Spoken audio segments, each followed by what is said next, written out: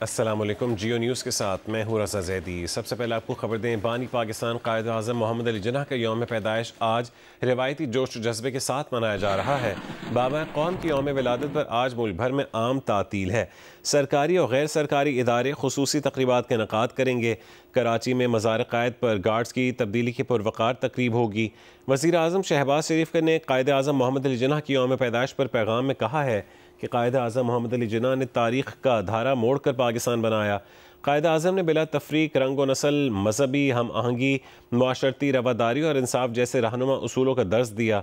अफवाज Pakistan, army chief और chief of defence forces field marshal Asim Munir का भी बाबा कौम को खिराज अक़ीदत। अफवाज पाकिस्तान का कायद आज़म के मजबूत, खुद मुख्तार, जमहूरी और खुशहाल पाकिस्तान के विजन से अपनी गैर मुतज़लज़ल वाबस्तगी का अयादा किया। कौमी इस्तेहकाम, अमन व तरक्की के लिए भरपूर किरदार अदा करने के अज़म का भी अयादा किया।